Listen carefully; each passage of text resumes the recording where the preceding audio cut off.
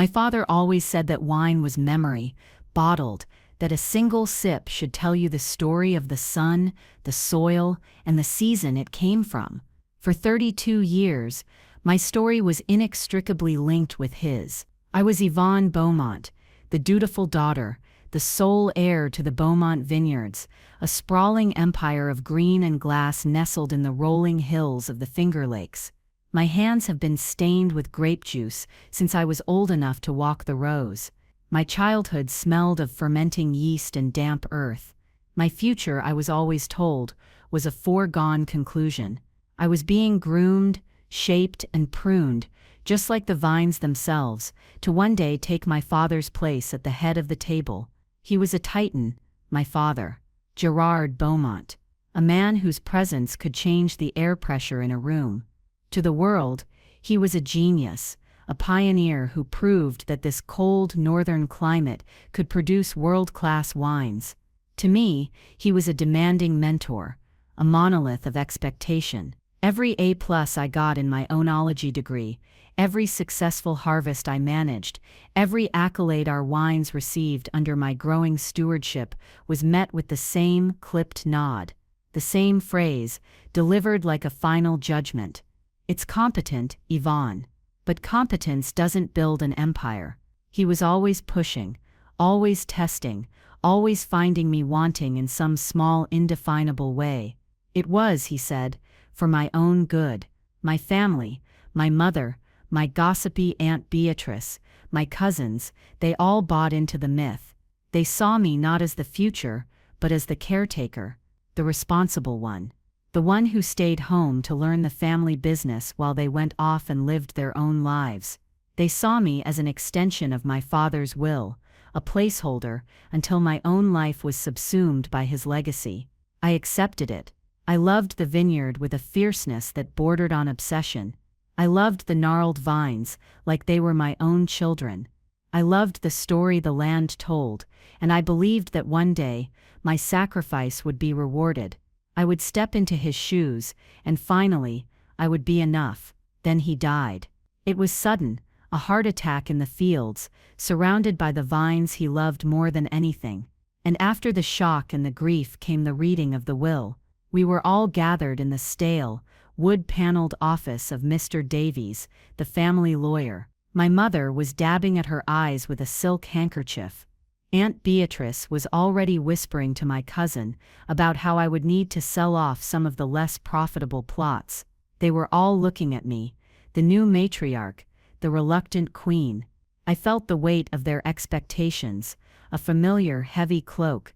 Mr. Davies, a man who seemed to be made entirely of beige tweed and dry paper, cleared his throat.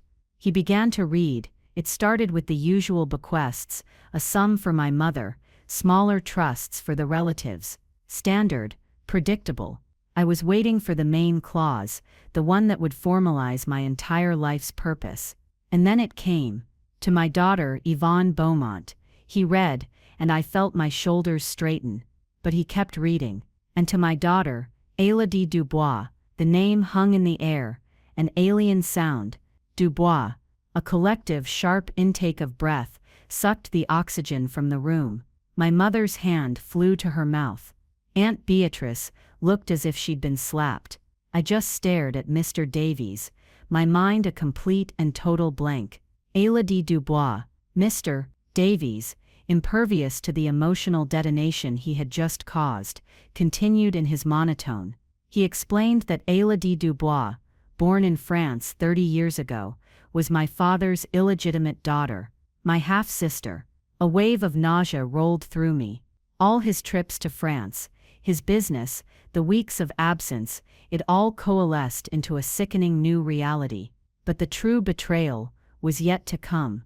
My father, the ultimate strategist, hadn't just acknowledged her. He hadn't split the inheritance. That would have been too simple, too kind. Instead, he had devised a crucible. The entirety of the Beaumont Vineyards estate, Mr. Davies read, his voice unwavering, including the primary residence, all financial holdings, and controlling interest in the company, will not be divided, it will be one. He paused, letting the word land with the force of a physical blow. The estate will be bequeathed, in its entirety, to whichever of my daughters, Yvonne Beaumont or Élodie Dubois, can produce a superior award-winning vintage within a period of 3 years from this day. A contest. He had turned my life, my legacy, into a game show. My family erupted. Aunt Beatrice was on her feet. This is an outrage, a mockery. Who is this French nobody? You can't be serious. This is an insult to his wife, to his family. Mr. Davies held up a hand. The terms of the will are ironclad. There is one final detail. He looked directly at me, and for the first time I saw a flicker of something that might have been pity in his dry eyes. Your rival, Miss Élodie Dubois, is not a nobody. In the world of viticulture, she is known as La Falcon, the Falcon. She is one of the most celebrated and innovative young vintners in Bordeaux. Silence. Not just quiet, but a deep, profound void, where all the noise and indignation had been. La Falcon. I knew the name. Every winemaker did. She was a legend, a prodigy whose radical techniques and breathtakingly complex wines were the talk of the industry. My father used to leave magazines open on his desk, circled articles praising her genius. He had held her up as the gold standard, a standard he always told me I failed to meet, and now I knew why. This wasn't a secret, it was a statement. A final, posthumous declaration that I, the dutiful daughter, the one who had sacrificed everything, was not, and had never been. He hadn't just created an heir, he had created my nemesis. The floor didn't just drop out from under me. It was never there to begin with. The drive home from the lawyer's office was a vacuum of sound. My mother sat in the passenger seat, staring out the window, her earlier histrionics replaced by a brittle, unnerving stillness. Aunt Beatrice in the back had finally run out of venom and was now just muttering to herself, words like humiliation and disgrace bubbling up like swamp gas. They weren't angry for me, they were angry for themselves, for the disruption to their comfortable, predictable world. The scandal was the problem, not my personal devastation. Their pride had been wounded, my soul had been filleted. I didn't say a word. I parked the car, walked through the grand foyer of the house I no longer knew if I could call home, and went straight to my father's study. I locked the door, ignoring my mother's tentative knock a few minutes later. The room smelled of him, old leather, pipe tobacco, and the faint, acidic scent of spilled wine. It was a room where I had received 1,000 lectures, 100 dismissals, and not a single unqualified word of praise. And now, it was a crime scene. The scene of a 32-year-long emotional heist. I sank into his enormous leather armchair, the one he had always presided from like a king on a throne, and I finally let go. It wasn't a loud theatrical breakdown, it was a quiet implosion. The grief I felt for his death was suddenly eclipsed by the searing, white-hot agony of his betrayal. The secret daughter was a shock, a deep wound to my mother and the family's honor. But the contest was a blade meant only for me. It was a meticulously crafted, public declaration of my inadequacy. For my entire life, I had been running a race, thinking the finish line was my birthright. Now I found out it was just the qualifying heat, and my opponent had been given a 20-year head start. My mind started to spiral backwards, replaying my life through this new, horrific lens. Every memory was now tainted, every interaction reframed. I was drowning in the past. I remembered being 16, so proud and nervous I could barely breathe. I had spent the entire summer on a secret project, using a small patch of Chardonnay grapes my father had deemed uninspired to create my very first wine. I had followed the science, but I'd also added my own touch, a slightly different yeast strain, a few extra weeks on the lees. I poured him a glass in this very study. He swirled it, sniffed it, took a long contemplative sip. I held my breath. He set the glass down. "It's competent, Yvonne," he said, the word landing like a small, dull stone. You have the technical skills, but competence doesn't build an empire. It lacks fire, passion. Then he picked up a copy of Wine Spectator from his desk. Now listen to this. There's a young woman in Bordeaux, barely out of university, who is turning the establishment on its head, taking forgotten varietals and making them sing. That's passion, Yvonne. That's a fire. He had been talking about her. He had been comparing me to his secret, favored daughter, and I never even knew. The memory, once just another one of his critiques, now felt like psychological torture. I thought of Marco. Dear, steady Marco. Our vineyard manager, a man with a face like a road map of the Italian countryside, and hands as gnarled as a 50-year-old vine. He'd been with my father from the beginning. He was more of a father to me, in many ways, than my own. He was the one who taught me to listen to the land, to understand the subtle language of the leaves, the weight of the air before a rain. I remembered a time, after a particularly brutal assessment of the year's harvest from my father, I had hidden in the cool, dark barrel room, fighting back tears. Marco found me. He didn't say anything for a long time. He just sat on a barrel beside me. The scent of oak and angels share a comforting blanket. Then he said, his voice a low rumble, "He pushes you because he sees himself in you, little bird. His own ambition. Don't let him crush the joy out of it. The joy is your secret ingredient." Even then, he must have known something was amiss. He saw my father's cruelty and tried to shield me from it, a quiet act of defiance I had never fully appreciated until now. The bitterness tasted like acid in my throat. I remembered a family Christmas dinner just 2 years ago. My cousin Daniel was being lauded, toasted with our best sparkling wine, because he'd received a minor promotion to assistant branch manager at a regional bank. My mother was beaming. My father had clapped him on the back. Earlier that day, I had presented my father with a detailed report on the frost-resistant grape hybrid I had spent 3 years developing, a project that would save our northernmost vineyards from the increasingly unpredictable late spring frosts, securing our future. He had glanced at it and pushed it aside. "A necessary but unglamorous technical achievement, Yvonne," he'd said, dismissing hundreds of hours of my work. "Now tell me, Daniel, what's the portfolio looking like for the next quarter?" It was never a level playing field. I was the workhorse. Everyone else was allowed to be a show pony. A week after the will reading, she arrived, Élodie Dubois. She came not in a flashy car, but in a sensible rental, pulling up the long gravel driveway, as if she'd done it 1,000 times. I watched from the study window as she got out. She wasn't the glamorous, intimidating figure I had built up in my mind. She was elegant. Dressed in simple, well-made clothes, her dark hair pulled back in a neat bun, she moved with an unnerving economy of motion, a quiet confidence that was far more terrifying than any overt arrogance. Our first meeting was on the veranda. My mother had insisted on a civilized welcome, which was her code for a tense, morbidly fascinating spectacle for the rest of the family to witness. Élodie was polite, her English perfect but accented with the soft musical lilt of a native French speaker.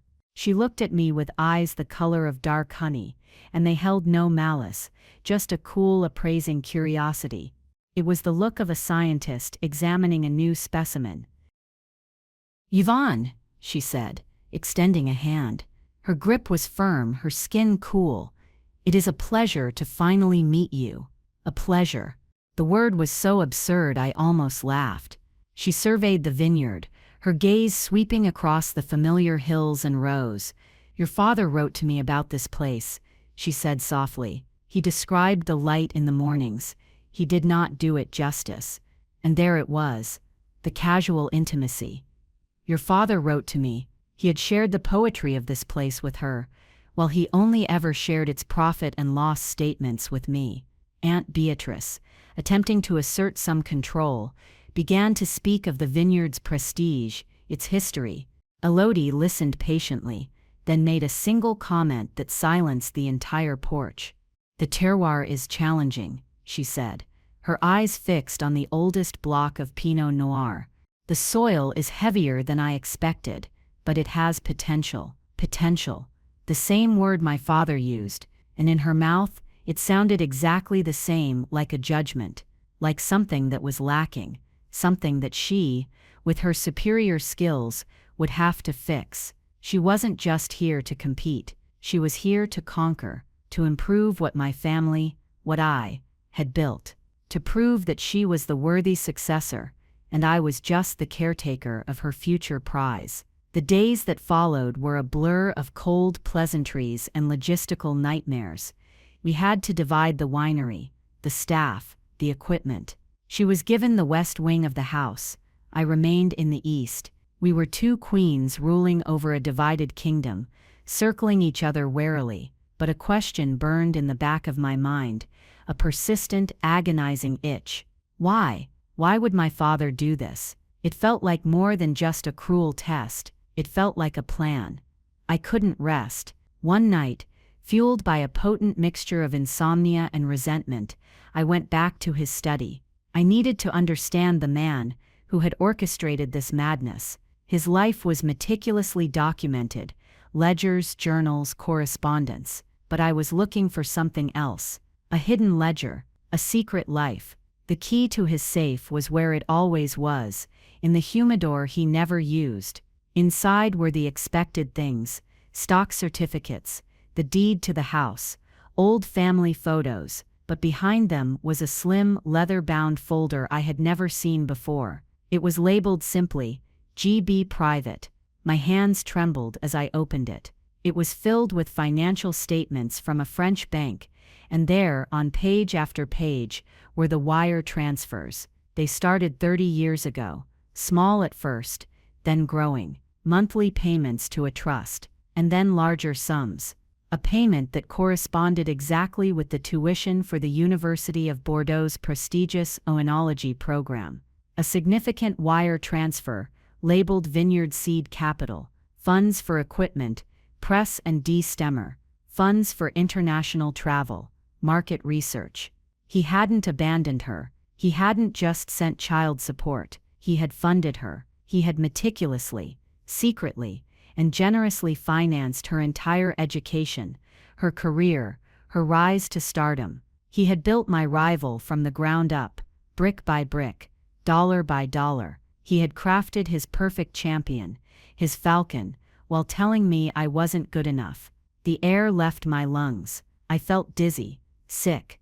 This was a betrayal on a scale I couldn't comprehend. He hadn't just had another daughter. He had nurtured her, sponsored her, made her into the world-class vintner, who was now here to take everything from me. And then, at the very back of the folder, I found it. A single piece of his thick, cream-colored stationery, folded in half. It was a letter, addressed to me, but unsent. His familiar, spiky handwriting seemed to mock me from the page. "My dearest Yvonne," it began. "If you are reading this, then I am gone, and you are faced with the greatest challenge of your life. Do not think of this as a betrayal. Think of it as my final and most important lesson. I have watched you your entire life. You are competent, you are intelligent, you are dutiful, but you have never had to fight for anything. You have the soul of a caretaker, not a conqueror. The world of wine is not for caretakers, it is for warriors. I could have given you this empire. It would have been easy, but it would have made you weak. You would have managed it, maintained it, and eventually you would have lost it to someone with more fire in their belly. True steel is forged in the hottest fire. A crown that is given is merely a hat. A crown that is won is a symbol of power. So I have given you the greatest rival I could create. I built her to be your equal, your opposite. She has the fire, the French technique, the fame. You have the land in your blood. I have given you both a battlefield. Now show me who you are. Show me the queen I have spent all these years trying to forge. Do not fail me." I dropped the letter as if it had burned my fingers. The cold fury that washed over me was so pure, so absolute, it was almost calming. The grief, the hurt, the confusion, it all burned away, leaving behind something hard and sharp, and diamond bright.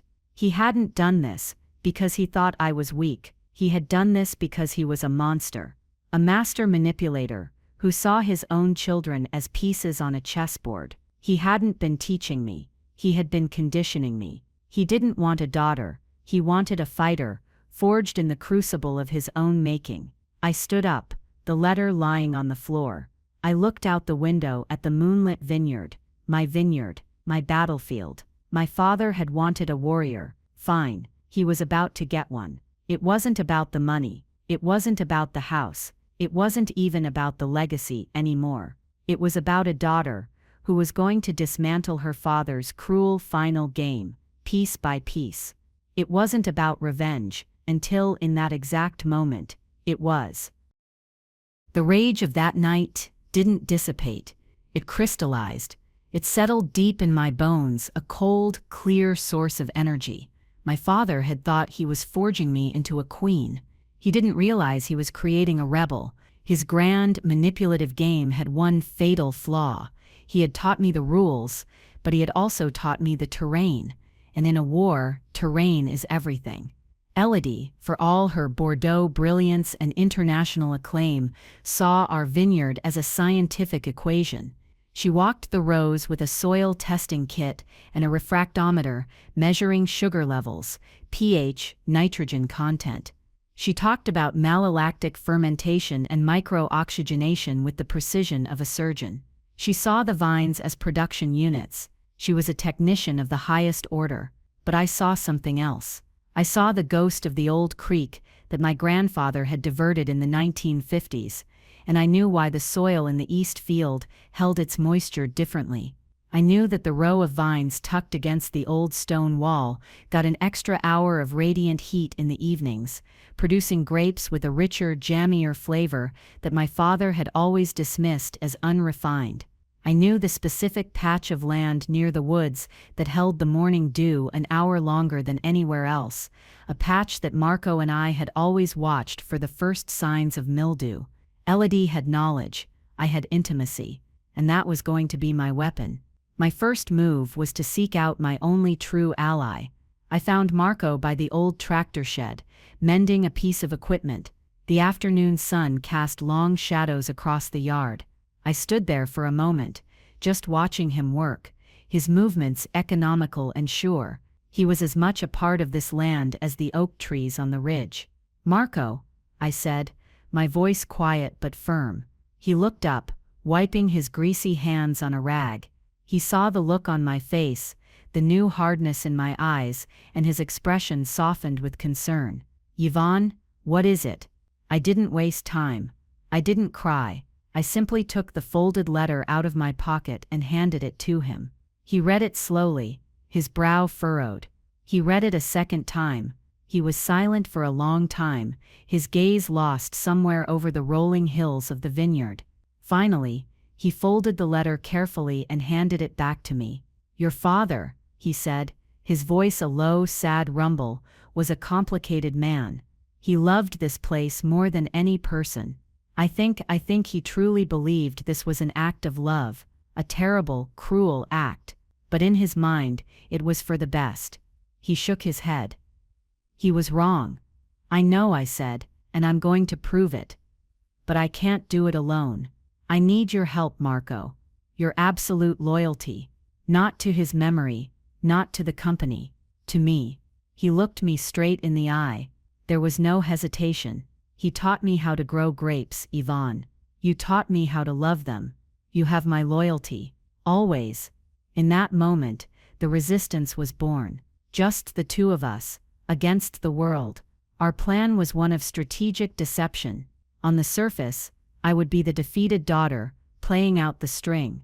I would let Elodie take the lead. She immediately focused her attention on the vineyard's crown jewels, the 20 acres of Chardonnay and the 10 acres of Pinot Noir that produced our most famous, most profitable wines. She brought in new French oak barrels, instituted a rigorous new pruning schedule, and talked endlessly about expressing the classic character of the varietals. She was going to make a perfect textbook, critically acclaimed Finger Lakes Chardonnay, and I was going to let her. I would be the helpful, if slightly lost. Sister, I answered her questions about irrigation schedules and pest control honestly. I provided the historical data on yields and weather patterns. I gave her everything she asked for, but I never gave her the secrets.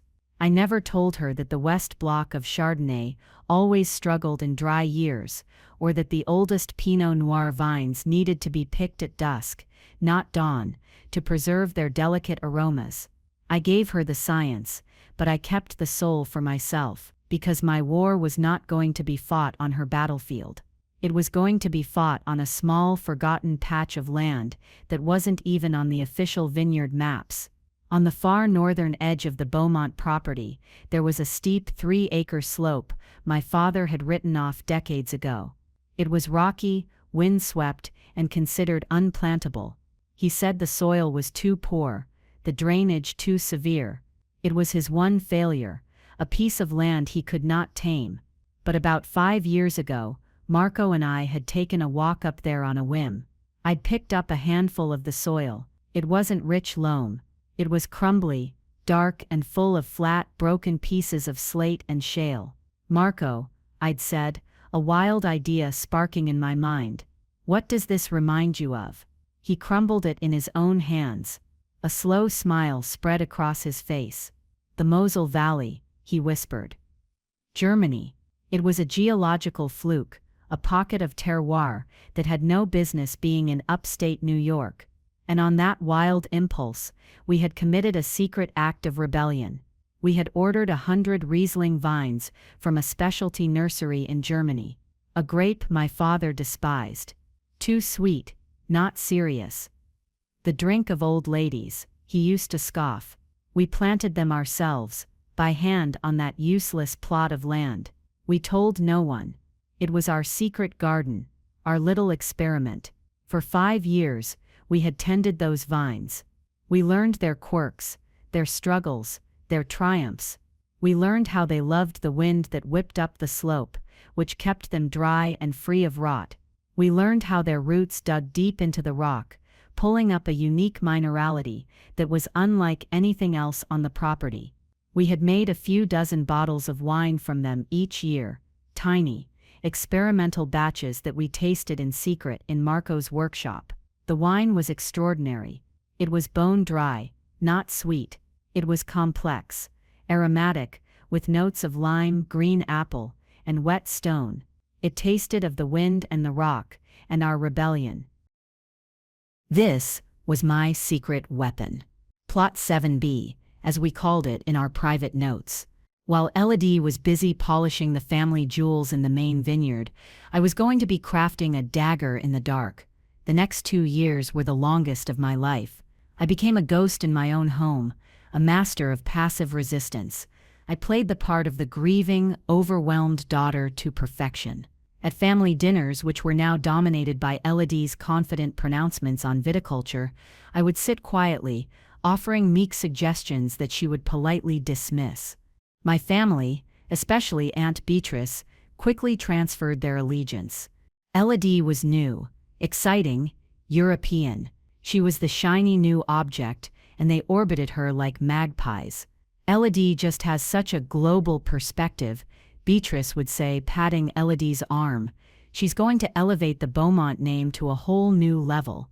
They saw her as the savior, the one who would finally make our little regional winery a true international player, and they saw me as the past.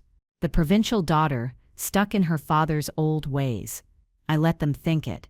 I endured the pitying looks, the condescending advice. Every patronizing comment was another log on the fire of my cold resolve. Meanwhile, my real life happened at dawn and at dusk. Before the rest of the vineyard staff arrived, Marco and I would be up on Plot 7B. We didn't use the big tractors or the chemical sprays. We worked by hand. We trellised the vines. We plucked off individual leaves to give the grape clusters the perfect balance of sun and shade. We nurtured that small plot with an obsessive, loving focus. We were not just growing grapes, we were cultivating a secret.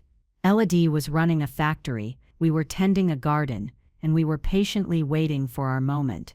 The first 2 years of the contest passed in a slow, grinding rhythm of deception and quiet labor. Elodie's first vintage from the main plots was, as everyone expected, superb. She'd crafted a Chardonnay that was buttery and oaked yet crisp, a technical masterpiece. The early reviews from critics who tasted it from the barrel were glowing. My family was ecstatic. At the Christmas dinner marking the end of the first year, my mother raised a glass to Elodie and the brilliant new future of Beaumont Vineyards. Everyone cheered. I smiled, took a sip of the wine. It was excellent, but hollow, a beautiful voice with nothing to say, and I toasted my rival. Let her have the early victories. I was playing a longer game. My own Riesling grapes were still maturing. The vines were young, and our first 2 secret harvests produced wine that was promising, but not yet profound. It was good, but it wasn't a giant killer. Not yet.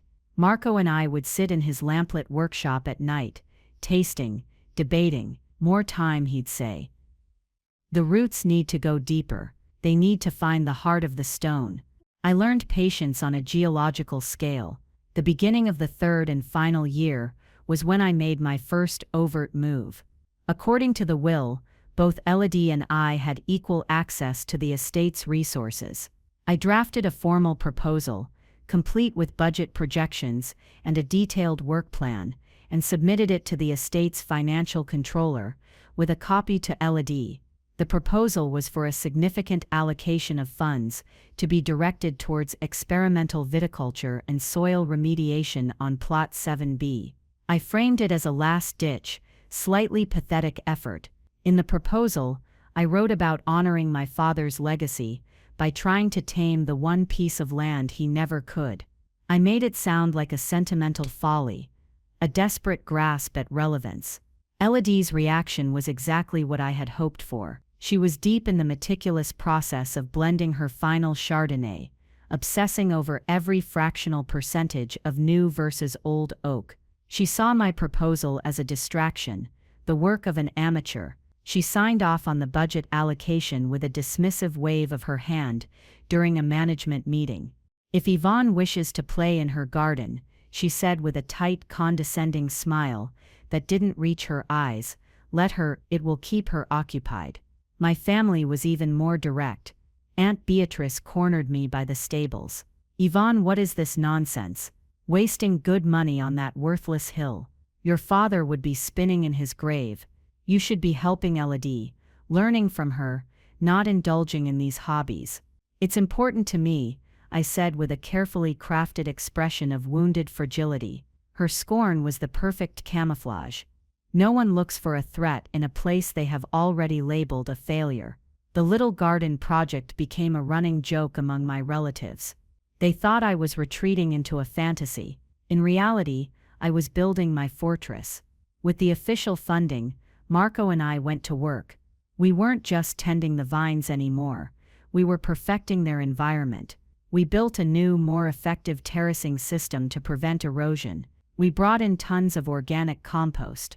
We installed a special drip irrigation system that would allow us to control the water to each individual vine.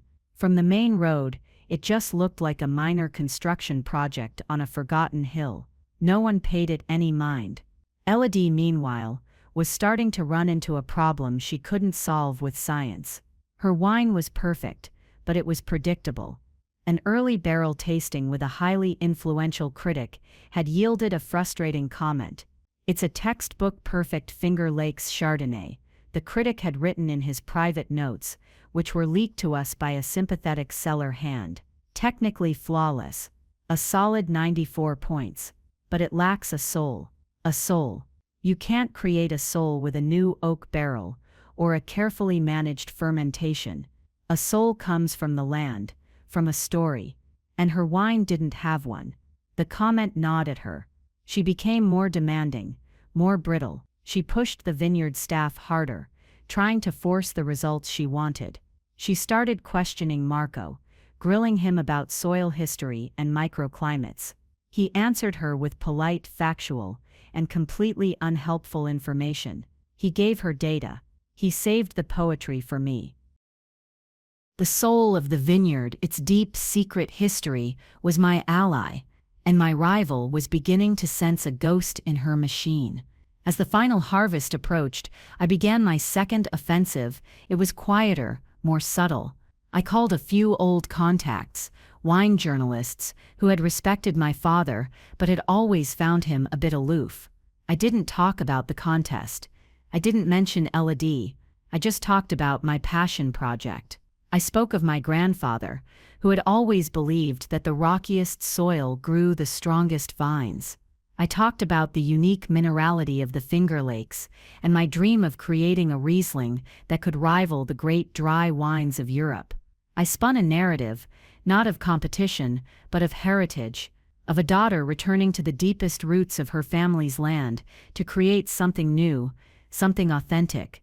I was planting a story in the fertile ground of the wine world, a story of the homegrown underdog, the keeper of the flame, quietly toiling in the shadow of the celebrated foreign star.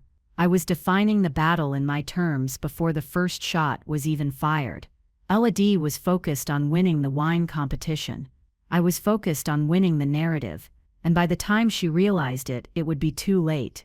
The silent takeover of Beaumont Vineyards was well underway. The autumn of the third year arrived with a nervous chill in the air. This was it, the final harvest, the one that would decide everything. Elodie oversaw her Chardonnay and Pinot Noir harvest with the precision of a military general. Teams of pickers moved through the rows, their movements efficient, their bins filled with perfect golden fruit. It was a flawless operation. It was also completely devoid of joy. My harvest was a different story. The cool, damp autumn had been a nerve-wracking gamble for my Riesling. The grapes needed to hang on the vines as long as possible to develop their complex sugars and aromas, but every extra day brought the risk of rot or a sudden killing frost. Marco and I became meteorologists, obsessively tracking weather fronts, measuring the dew on the leaves each morning. We were living by the rhythm of the sky. The perfect moment came on a cold, clear night in late October. A full moon, what the old-timers called a hunter's moon, bathed the hills in an eerie silver light. There was a hard frost predicted for the morning. It was now or never. We didn't use a big crew. It was just me, Marco, and two of his most trusted longest-serving hands. We worked by the light of the moon and a few strategically placed lanterns. The work was slow, methodical, almost reverent. We picked the bunches by hand, carefully, selecting only the most perfect clusters. The air was still and freezing, our breath pluming in the darkness. There was no sound but the quiet snip of the shears and the rustle of the leaves. It wasn't a harvest, it was a ritual. We were gathering not just grapes, but 3 years of secrets, patience and defiance. According to the terms of the will, we had to submit bottles from our final vintage to a panel of independent judges for a blind pre-tasting. The results would be announced at a formal event, but whispers and rumors always leaked out. Elodie submitted her Chardonnay, the culmination of her brilliant scientific approach. It was, by all accounts, a stunning wine. I submitted my mysterious Riesling from Plot 7B. About a week later, the first tremors were felt. A friend of mine on the organizing committee called me. "Yvonne," she said, her voice hushed and excited. "Something strange is happening. The feedback on Elodie's wine is exactly what you'd expect. Masterful, polished, and exemplary Chardonnay, a solid 94, maybe 95 points. But your wine, they don't know what to do with it." She paused. "The notes are weird. They're not talking about points, they're asking questions. One judge just wrote, 'What is this? It tastes like lightning in a bottle.' Another one called it singular and revelatory. They're all arguing about it. Yvonne, what have you done?" I thanked her and hung up, a slow, triumphant smile spreading across my face. It was working. I hadn't just made a good wine. I had made a wine that was undeniable. A wine that demanded to be talked about. The power shift in the family was almost immediate and utterly shameless. The whispers from the judging panel spread through our small community like wildfire. Suddenly, my little garden project wasn't a joke anymore. It was a mystery, a dark horse. Aunt Beatrice, who had spent 2.5 years singing Elodie's praises, cornered me in the kitchen with a plate of cookies and a look of fawning concern. "Yvonne, dear," she cooed, her voice an octave higher than usual. "I've been hearing the most fascinating rumors about your Riesling. You must tell me all about it. I always knew you had a special touch with the more difficult grapes." I just looked at her, my face a placid mask. "Oh, it's nothing, Aunt Beatrice. Just a little hobby." Her desperate, transparent reversal of allegiance was so pathetic, it was almost satisfying. My mother, too, began a campaign of reconciliation. She started leaving my favorite pastries outside my door, making casual conversation about how terribly stressful this whole competition must be for both of us, and how, no matter what, your father would be so proud. Their loyalty, I realized with chilling clarity, had never been to a person. It was to power. For 3 years, the power had resided with Elodie, the celebrated outsider. Now, they sensed a change in the wind, and they were scrambling to get on the right side of it. The one person not scrambling was Elodie. She was furious. The polished, confident facade she had maintained for 3 years finally cracked. She confronted me in the cool, damp quiet of the main cellar, her eyes blazing. "What is this Riesling?" she demanded, her voice tight with a rage she could no longer conceal. "Where did it come from? What did you do?" I didn't flinch. I calmly continued polishing a wine glass, holding it up to the light. "It came from here," I said softly, not looking at her. "From a piece of land you dismissed as worthless. It came from the history you never bothered to learn." "You sabotaged me," she accused, taking a step closer. "You withheld information. You hid resources." I finally turned to face her, setting the glass down with a soft click. My heart was pounding, but my voice was steady. "I hid nothing. I gave you every piece of data you asked for. I even gave you the budget to watch me do it." I pulled a copy of my signed and approved budget request for Plot 7B from my apron pocket and held it out to her. "You signed this yourself, remember? You called it my garden. You didn't respect the land, and you didn't respect me. You saw me as an obstacle, a quaint local relic to be overcome. That isn't my fault, Elodie. It's yours." She stared at the paper, then at me, her face a mixture of shock and dawning horror. She had been so blinded by her own brilliance, so certain of her superiority, that she had never once considered me a genuine threat. She had seen the weapon I was building, right in front of her eyes, and she had laughed at it. The greatest tactical advantage is an opponent who underestimates you, and my father, in his infinite cruel wisdom, had handed me that advantage on a silver platter. The look on her face told me she finally understood that the war was already over. All that was left was the official surrender. The day of the final announcement was a perfect, crisp autumn afternoon, the kind of day that makes you believe in good things. My father had loved days like this. The vineyard was dressed for the occasion. A large white tent had been erected on the main lawn, filled with round tables draped in white linen. The entire Finger Lakes wine community was there. Critics, journalists, rival vintners, local dignitaries, and my family, all of them, dressed in their funereal best, their faces tight with a nervous anxiety they couldn't conceal. They sat at a front table, a flock of crows waiting to see which way the wind would blow.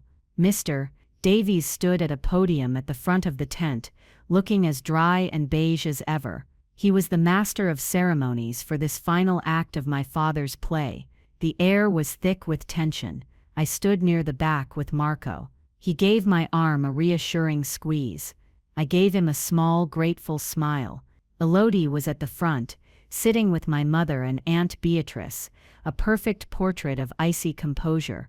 but I could see the slight tremor in her hands, the rigidity in her posture. She knew. Mr. Davies cleared his throat, and a hush fell over the tent. "We are gathered here today," he began, "to conclude the contest set forth in the last will and testament of Gerard Beaumont. A contest between two remarkable winemakers." He droned on for a few minutes about my father's legacy, about the spirit of competition. I barely heard him. I was watching Elodie.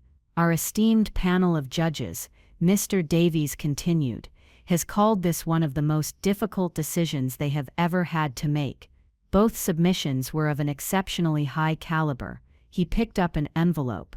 "They have named a runner-up." The silence was absolute.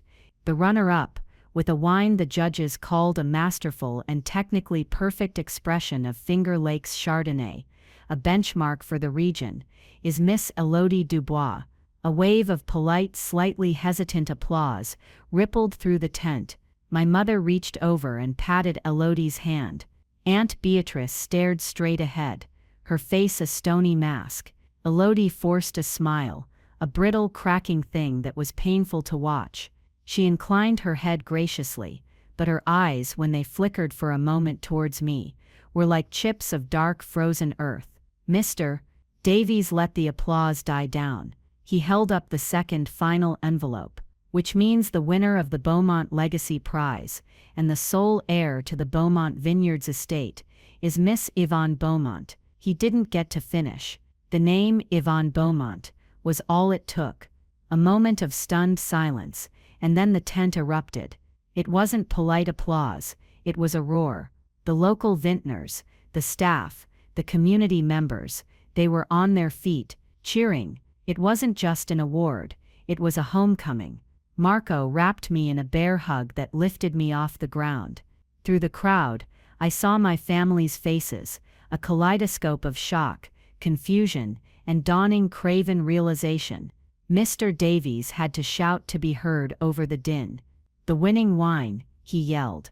A rare smile on his face, the Beaumont Plot 7B Dry Riesling, was described by the judges as an, I quote, "a paradigm shift, a testament to the soul of a place, and an absolutely unforgettable, singular voice. Congratulations, Miss Beaumont." Later, after the speeches were done, and the crowds had begun to thin, I walked away from the noise and stood under the great oak tree at the top of the hill, the same tree where my grandfather had proposed to my grandmother.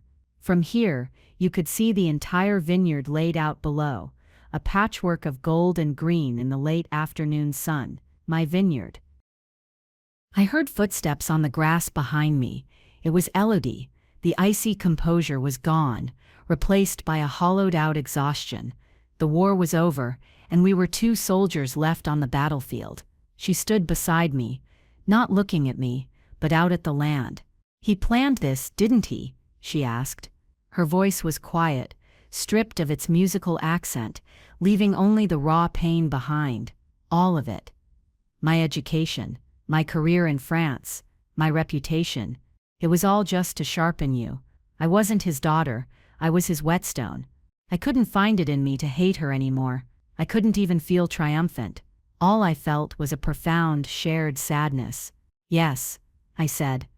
"I think it was." A single tear traced a path through the dust on her cheek. "He used me," she whispered. "And he used you." She finally turned to me, her eyes searching my face for an answer she couldn't find. "Congratulations, Yvonne, you won his twisted game." And in that moment, seeing her not as La Faucon, the brilliant rival, but as the other girl my father had manipulated, the other victim of his grand, cruel design, my entire perspective shifted. The victory felt ashes in my mouth. Winning his game felt like losing something essential of myself. He thought competition was the only path to strength, I said, my voice as quiet as hers. He thought he had to burn one of us down to build the other up. He was wrong. I looked from her face to the vast expanse of the vineyard, our shared, complicated inheritance. He built you to be a great winemaker. He built me to be a great winemaker. He forged 2 swords, but he only built 1 throne. He never once thought about what would happen after the duel was over.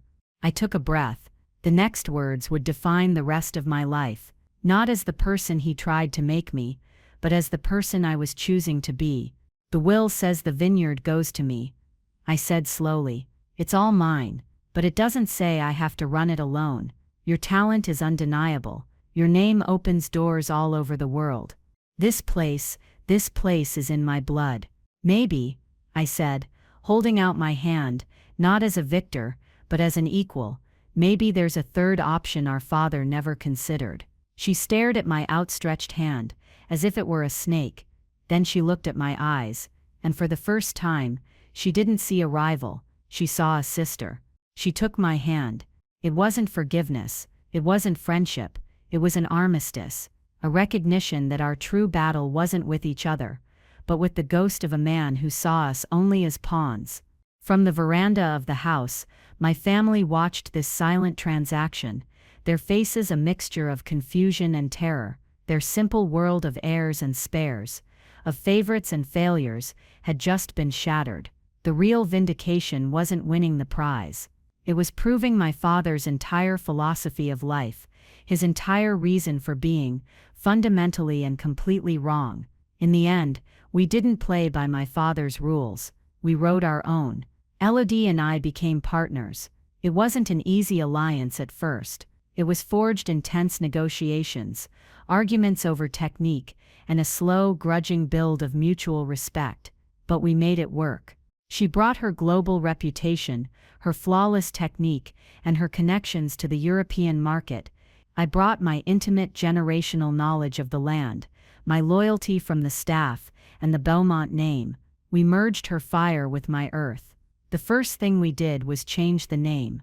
The winery became Beaumont and DeBois Vintners, a declaration of a new dynasty, one built by two sisters, not a tyrannical father. Our signature wine, the one that won all the awards and put us on the global map, was the wine from Plot 7. We called it L'Armistice.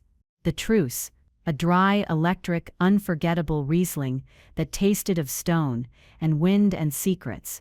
It was the story of us. My family, as you can imagine, was utterly bewildered.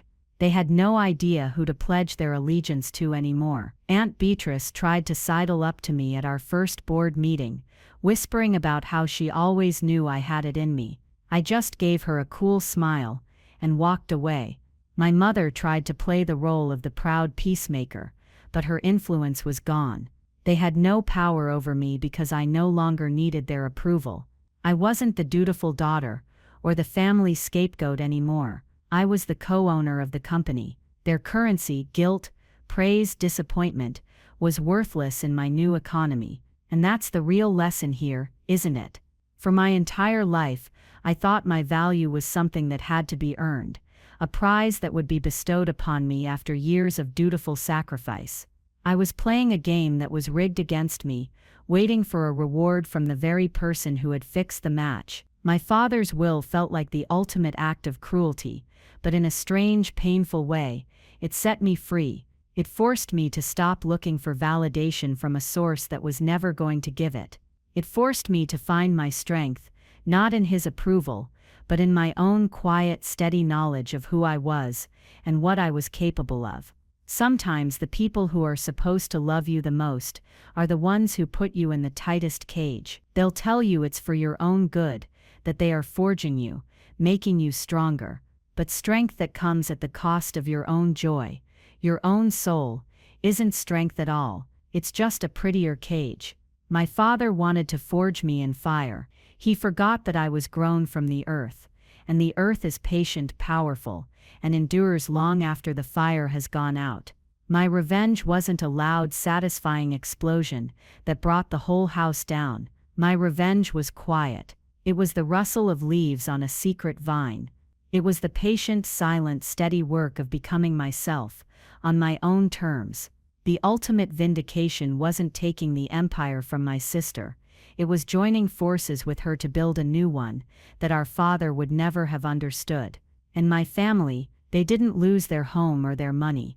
They lost something far more valuable, their control over me, They have to watch as two strong, independent women run their legacy, women who don't need their advice, their approval, or their permission. And for people like them, that is the most terrifying reality of all. Thank you for listening to my story. If you've ever felt like your passion was dismissed, or that you had to fight twice as hard for half the recognition, I hope this reminds you of your own strength. What do you think? Did I do the right thing by partnering with Elodie, or should I have taken the vineyard for myself and sent her packing? Let me know in the comments below. I read every one, and I draw so much inspiration from hearing how you've navigated your own rigged games. And if you enjoyed this, please don't forget to like and subscribe for more stories about finally getting the last word.